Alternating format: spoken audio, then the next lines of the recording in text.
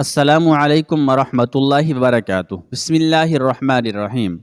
ادھر ارمغانہ شیرازی بلرام سنگھ سے انتقام لینے کے لیے عجیب منصوبے بنا رہی تھی، اور ادھر غزنی سے روانہ ہوتے وقت بلرام سنگھ ولی عہد سلطنت محمود سے کہہ رہا تھا، سردار، اس جنگ میں راجہ جیپال اور فریب کار عورت ارمغانہ شیرازی میری تلوار کا پہلا ہدف ہوں گے۔ اس سلسلے میں میری گزارش ہے کہ محاذ جنگ پر مجھے آزاد چھوڑ دیا جائے۔ میں اپنی مرضیات لانا چاہتا ہوں، اور میری مرضی اس کے سوا کچھ نہیں ہے کہ اپنے دونوں دشمنوں کو بدترین انجام تک پہنچا دوں۔ بلرام سنگھ، کیا تمہاری زندگی ایک انتقام تک محدود ہو کر رہ گئی ہے؟ محمود نے انتہائی محبت آمیز لہجے میں راجپوت سپہ سالار کو مخاطب کرتے ہوئے کہا، آپ نہیں جانتے سردار کہ میں ہر وقت اپنی معصوم بچی اور بے گناہ بیوی کی چیخیں سنتا رہتا ہوں۔ بلرام سنگھ نے شدید کربناک لہجے میں کہا، آپ ہی بتائیں کہ میں ان چیخوں کا جواب کس طرح دوں؟ اگر خاموشی اختیار کر لوں تو کیا میں اس دنیا کا سب سے بے حس اور بے غیرت انسان نہیں کہلاؤں گا؟ ہرگز نہیں۔ محمود نے مہربان لہجے میں بلرام سنگھ کو سمجھاتے ہوئے کہا، اب تم ایک راجپوت سپاہی نہیں، مجاہد اسلام ہو۔ ایک مجاہد دنیا کے تمام رشتوں سے بے نیاز ہو کر صرف اپنے اللہ کے لیے جنگ کرتا ہے۔ تم سے میرا وعدہ ہے کہ اگر میں نے اس جنگ میں راجہ جیپال پر غلبہ حاصل کر لیا تو میں برہمن حکمران کو تمہارے حوالے کر دوں گا۔ تم اسلامی قانون کے مطابق راجہ جیپال سے اپنی بیوی اور بچی کا قصاص طلب کر سکتے ہو، مگر جہاں تک ایک عیار عورت سے انتقام کا سوال ہے تو تم اپنے دل کو اس غبار سے صاف کر ڈالو کہ انسانیت کے درجے سے گری ہوئی عورتوں سے انتقام لینا تمہارے شایان شان نہیں۔ تم فطرتاً ایک غیرت مند، اعلیٰ ظرف اور بہادر انسان ہو۔ قبول اسلام کے بعد تمہاری ان صفات کو مزید اجاگر ہو جانا چاہیے، لیکن اگر تم تبدیلی مذہب کے باوجود بت پرستی کے اس حصار میں حیران و پریشان پھرتے رہے تو پھر تمہیں نجات حاصل نہیں ہوگی۔ بلرام سنگھ، محمود نے انتہائی اثر انگیز لہجے میں کہا، حلقہ اسلام میں داخل ہونے کے بعد ایک انسان اپنے جذبے، اپنی خواہشیں اور یہاں تک کہ اپنی جان تک اللہ کے ہاتھ فروخت کر دیتا ہے۔ بالفرض اگر راجہ جیپال شکست کھا کر مسلمان ہو جائے اور وہ تمہارے سامنے آئے تو تم اس کے ساتھ کیا سلوک کرو گے؟ محمود کا سوال سن کر بلرام سنگھ حیرت زدہ رہ گیا۔ اس کی سمجھ میں نہیں آ رہا تھا کہ وہ ولی عہد غزنی کے سوال کا کیا جواب دے۔ ذہنی کشمکش کے سبب بلرام سنگھ کے چہرے پر ایک عجیب سا غبار تھا اور آنکھوں میں دھند بھری ہوئی تھی۔ مجھے جواب دو بلرام سنگھ کہ تم اس حالت میں راجہ جیپال کے ساتھ کیا سلوک کرو گے؟ محمود نے اپنا سوال دہرایا۔ بلرام سنگھ چونک کر اپنے خیالات کی دنیا سے باہر نکل آیا۔ سردار، میں کسی فیصلے پر نہیں پہنچ پا رہا ہوں۔ بلرام سنگھ نے بڑی جرأت سے اپنی کشمکش کا اعتراف کر لیا۔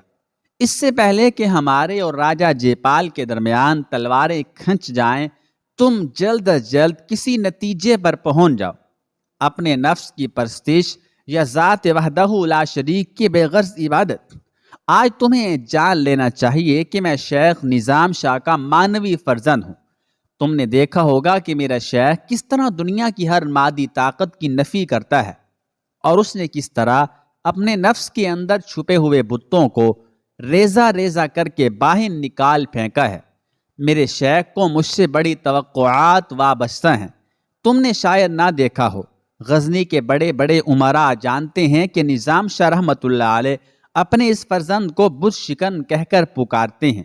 انہوں نے میری ذات سے اپنی زندگی کا سب سے بڑا خواب وابستہ کر دیا ہے، اور ان کا یہ خواب اس کے سوا کچھ نہیں کہ میں جب تک زندہ رہوں بت پرستوں کے خلاف جنگ کرتا رہوں، یہاں تک کہ لڑتے لڑتے مارا جاؤں یا اپنے مقصد میں کامیابی حاصل کر لوں۔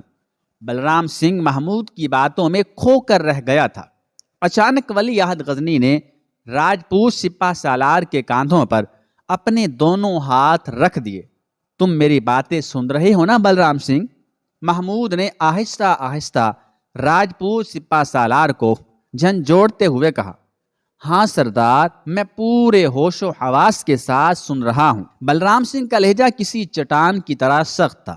تو ایک بار پھر سن لو کہ میں نظام شاہ رحمۃ اللہ علیہ کا خواب ہوں اور برشکنی میرا پیشہ ہے۔ میں اس وقت تک چین سے نہیں بیٹھوں گا جب تک ایک ایک بت کو اس کے معبد سے باہر نہ نکال پھینکوں۔ غور سے سنو کہ تمہاری شخصیت نے مجھے بہت زیادہ متاثر کیا ہے۔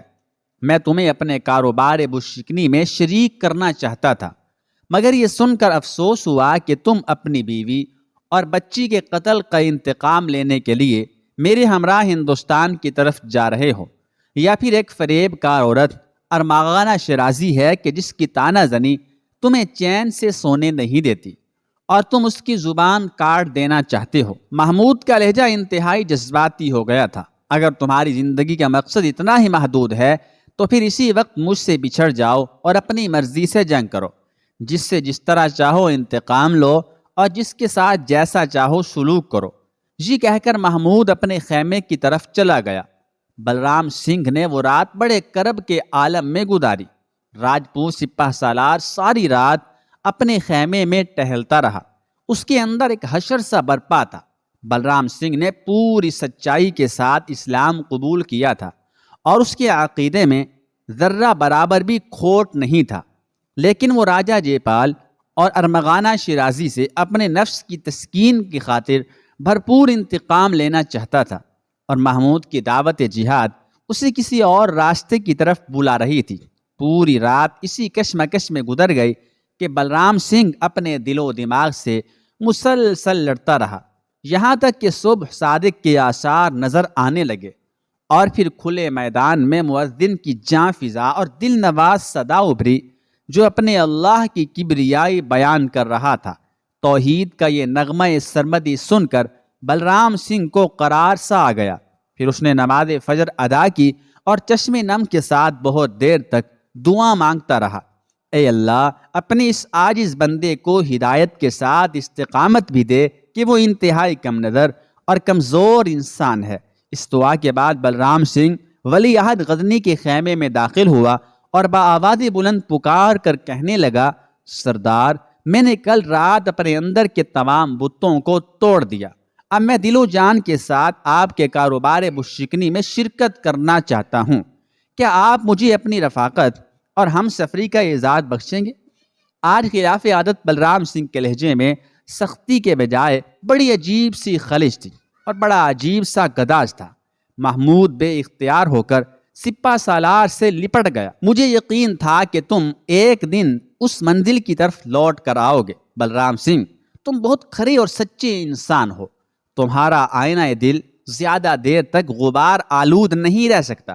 تم مذہبی رشتے سے عام مسلمانوں کی طرح میرے دینی بھائی ہو، مگر آج سے میں ایک اور رشتے کا بھی اعلان کرتا ہوں کہ تم میرے لیے بڑے بھائی کی حیثیت بھی رکھتے ہو۔ اگرچہ ہم دونوں کے باپ جدا جدا ہیں، لیکن میں تمہیں اپنے ہی خاندان کا ایک فرد سمجھتا ہوں، ایسا فرد جو امیر سبکتگین کے بعد میرے لیے سب سے زیادہ قابل احترام ہے۔ یہ بے مثال محبت دیکھ کر بلرام سنگھ بھی رونے لگا۔ سردار، اپنے بیوی بچوں، دوستوں اور عزیزوں سے بچھڑ کر میں بہت تنہا رہ گیا تھا، لیکن آج آپ نے میری المناک تنہائی دور کر دی۔ بے شک اہل اسلام کے سینے بہت کشادہ اور دماغ بہت روشن ہوتے ہیں۔ اس جنگی سفر میں 70 سالہ بوڑھا سادھو نند لال بھی مجاہدین اسلام کے دوش بدوش چل رہا تھا۔ سبکتگین نے اسے بہت سمجھانے کی کوشش کی تھی کہ وہ غزنی کے ایک پرسکون گوشے میں بیٹھ کر یکسوئی کے ساتھ عبادت کرتا رہے، کیونکہ یہ طویل اور دشوار گزار سفر اس کی صحت کے لیے نقصان دہ بھی ہو سکتا ہے۔ نند لال نے اطمینان سے والی غزنی کی گفتگو سنی اور پھر نہایت پرجوش لہجے میں کہنے لگا، امیر، آج میں سب جوانوں سے زیادہ جوان ہوں۔ دنیا کا کوئی شخص میری اندرونی طاقت کا اندازہ نہیں کر سکتا۔ مجھے یہ سنگ لاخ راستہ پھولوں کی نرم و نازک سیج نظر آ رہا ہے۔ اگر میں اپنی ضعیفی سے گھبرا کر غزنی کے ایک گوشے میں بیٹھ گیا تو پھر بت پرستوں کی زمین پر ہونے والا تماشا کون دیکھے گا؟ کیسا تماشا؟ امیر سبکتگین نے چونک کر سادھو نند لال کی طرف دیکھا۔ برہمنوں اور راجپوتوں کی ذلت و بربادی کا تماشا۔ یہ کہتے کہتے بوڑھے نند لال کے چہرے پر عجیب سی چمک آ گئی تھی۔ تم یہ کیسے کہہ سکتے ہو کہ اس جنگ میں ہندوستان کے برہمن اور راجپوت ذلت و بربادی سے دوچار ہوں گے؟ امیر سبکتگین نے بڑے تعجب کے ساتھ نند لال سے دوسرا سوال کیا۔ میرے گرو مراری لال نے یہی کہا تھا کہ جب ایک ہستی کے ماننے والے ادھر سے گزریں گے تو بتوں کی سرزمین کو تہو بالا کر دیں گے۔ شدت جذبات کے باعث سادھو نند لال کے لہجے میں ہلکا سا ارتعاش تھا۔ میرے گرو دیو کہا کرتے تھے کہ آنے والوں کی تلواروں کے سامنے راجپوتوں کی شمشیریں کسی درخت کی ڈالیاں ثابت ہوں گی۔ وہ پتھر کے پجاریوں کی گردنیں اس طرح کاٹ دیں گے جیسے کسانوں کی درانتیاں گیہوں اور دھان کی بالیوں کو کاٹ دیتی ہیں۔ میں آپ کے ہمراہ اس لیے جا رہا ہوں کہ راجپوتوں کے کٹے ہوئے سروں اور برہمنوں کی زمین پر گری ہوئی پگڑیوں کو اپنی آنکھوں سے دیکھ سکوں۔ امیر، اسی دن کے انتظار میں تو یہ دھندلی آنکھیں کھلی ہوئی ہیں۔ یہ کہتے کہتے سادھو نند لال کی پلکیں بھیگ گئیں۔ کون جانے کہ کب موت کی تیز آندھی چلنے لگے اور میری منتظر آنکھوں کے چراغ بجھ کر رہ جائیں۔ میرے مشفق و مہربان فرما روا، اس سے پہلے کہ میرے تھکے ماندے وجود پر قبر کا اندھیرا چھا جائے، مجھے اپنی آنکھوں سے یہ منظر دیکھ لینے دیجیے۔ سادھو نند لال کے لہجے میں بچوں جیسی التجا تھی۔ اس ذات ذوالجلال نے چاہا تو تم اپنی آنکھوں سے یہ تماشا ضرور دیکھو گے۔ امیر سبکتگین نے انتہائی پرسوز لہجے میں کہا اور سادھو نند لال کو اپنے ساتھ چلنے کی اجازت دے دی۔